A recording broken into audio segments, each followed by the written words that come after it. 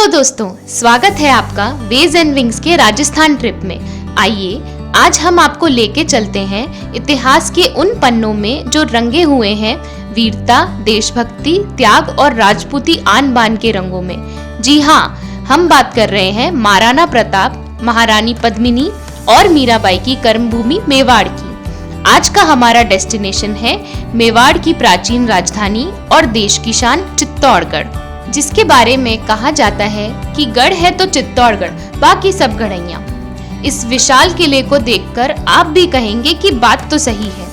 आज हम आपको लेके चलेंगे उन खूबसूरत लोकेशंस पर जहां देवानंद और वहीदा रहमान की एवरग्रीन मूवी गाइड के मेलोडियस सॉन्ग आज फिर जीने की तमन्ना है की शूटिंग हुई थी, और उन जगहों को दिखाएंगे जहां जीने की तमन्ना मौत की आरजू में बदल गई और महारानी पद्मिनी को जौहर की आग में कूदना पड़ा। दोस्तों, हम आपको इतिहास के उन पलों से भी रूबरू कराएंगे जिन्हें कल्पना का रंग देने के कारण संजय लीला बंसाली की मूवी पद्मावती कंट्रोवर्सी में उलझी और उसे पद्मावत नाम से रिलीज करना पड़ा। इस किले का निर्माण मौर्य वंश के राजा चित्रांगद मौर्य ने लगभग 1400 साल पहले 7वीं शताब्दी में करवाया था, लेकिन यह भी मान्यता है कि इसे पांडव पुत्र भीम ने 5000 साल पहले महाभारत काल में बनवाया था। 5 किलोमीटर लंबाई और 800 मीटर की चौड़ाई में फैला ये किला यूनेस्को की वर्ल्ड हेरिटेज साइट है। चित्तौड़गढ़ रेल और सड़क के रास्ते देश के सभी भागों से जुड़ा है। चित्तौड़ का किला चित्तौड़गढ़ रेलवे स्टेशन से 7 किलोमीटर और बस स्टैंड से 5 किलोमीटर की दूरी पर है। नियरेस्ट एयरपोर्ट उदयपुर है, जो यहाँ से 110 किलोमीटर है। अपना स्टे आप चित्तौड़ या फिर उदयपुर भी रख सकते हैं। किले की एंट्री टिकट विंडो तक पहुंचने के लिए हमें मजबूत दीवारों के कई घेरों को पार करने के लिए 7 दरवाजों से गुजरना पड़ा। किले का एंट्री टिकट 35 रुपए का है और पार्किंग चार्ज देकर आप अपने व्हीकल को भी अंदर ले जा सकते हैं। टिकट विंडो से जैसे ही आप आगे बढ़ेंगे, राइट साइड पर आपको राणा कुंभा पैलेस दिखाई देगा। इससे आगे है राणा कुंभा द्वारा बनवाया गया कुंभ श्याम मंदिर, और उसके पास ही मीरा मंदिर है जहां भगवान कृष्ण के साथ मीराबाई की पूजा की जाती है। इन मंदिरों का आर्किटेक्चर और दीवारों में तराशी गई मूर्तियां हमारी प्राचीन विरासत की निशानियां हैं।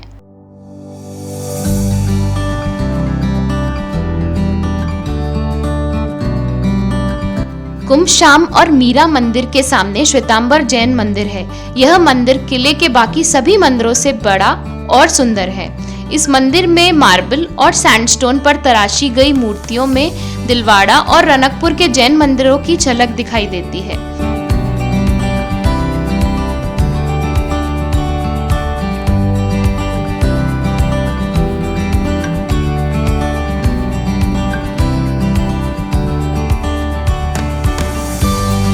जैन मंदिर के पास ही किले का सबसे सुंदर पैलेस फतेह प्रकाश पैलेस है, जो राणा फतेह सिंह का रेजिडेंस था। अब इसको एक म्यूजियम में कन्वर्ट कर दिया गया है। इस म्यूजियम में पेंटिंग्स, मूर्तियों, हथियारों आदि का देखने लायक कलेक्शन है। कुछ और आगे चलने पर मां काली का एक सुंदर मंदिर भी आपको दिखाई देगा। और ये है इस फोर्ट का सबसे बड़ा अट्रैक्शन, सबसे ऊंचा मॉन्यूमेंट विजय स्तंभ। 122 फीट ऊंची और 30 फीट चौड़ी इस टावर को मेवाड़ नरेश राणा कुंभा ने महमूद खिलजी की सेनाओं पर विजय के स्मारक के रूप में सन 1440 से 1448 के बीच बनवाया था। इसे भारतीय मूर्तिकला का एनसाइक्लोपीडिया और हिंदू देवी देवताओं का म्यूजियम कहते हैं।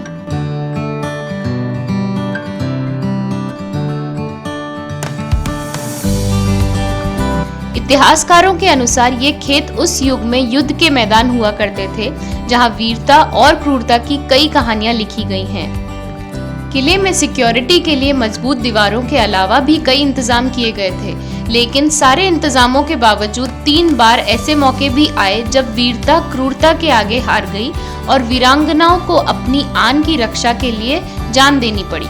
यही वो जगह है जिसने रानी पद्मिनी, रानी कर्णावती और फूल कंवर को जौहर की अग्नि में कूदते देखा है।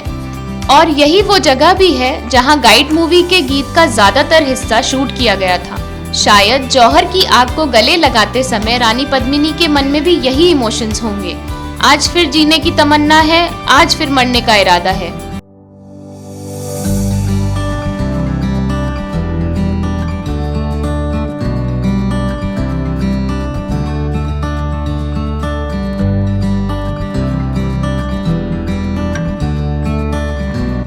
अब हम एंटर हो रहे हैं पद्मिनी महल में, मेवाड़ की बेहद खूबसूरत और बहादुर रानी पद्मिनी।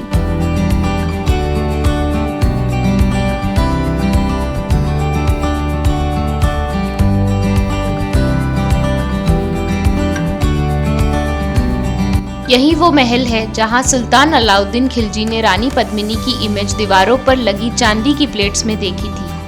उस समय रानी पद्मिनी पानी के बीच बने महल के इस हिस्से में सीढ़ियों पर खड़ी थी। सुल्तान रानी पर मुग्ध हो गया और यही उसके और मेवाड़ के बीच युद्ध और रानी पद्मिनी के जौहर का कारण बना। यही इतिहास के वो पल थे जिनको संजय लीला बंसाली ने सुल्तान के ड्रीम के रूप में दिखाने की कोशिश की थी, जिसके कारण पद्मावत मूवी कंट्रोवर्सी का शिकार हुई। चित्तौड़गढ़ में हमारा लास्ट स्टॉप है कीर्ति स्तंभ। ये 7 मंजिल की मीनार एक जैन व्यापारी द्वारा 12वीं शताब्दी में जैन धर्म के प्रचार के लिए बनवाई गई थी। इसे जैन धर्म से संबंधित सुंदर मूर्तियों से सजाया गया है। कीर्ति स्तंभ के पास एक प्राचीन जैन मंदिर भी है।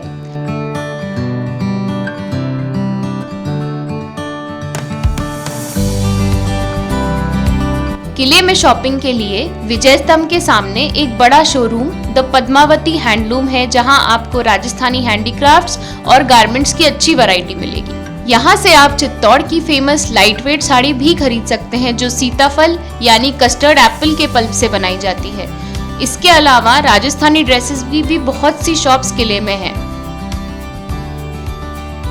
खाने पीने के लिए स्ट्रीट फूड के अलावा राजस्थान टूरिज्म का कैफेटेरिया फोर्ट भी है।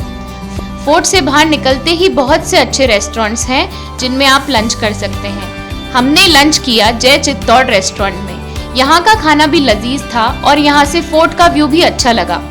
यहाँ आप राजस्थानी खाना चूरमा दाल बाटी भी खा सकते हैं। तो दोस्तों चलते हैं अपने अगले डेस्टिनेशन की तरफ, आज नहीं अगले एपिसोड में। तब तक के लिए अपना ध्यान रखिएगा। नमस्ते, मिलते हैं अगले एपिसोड में।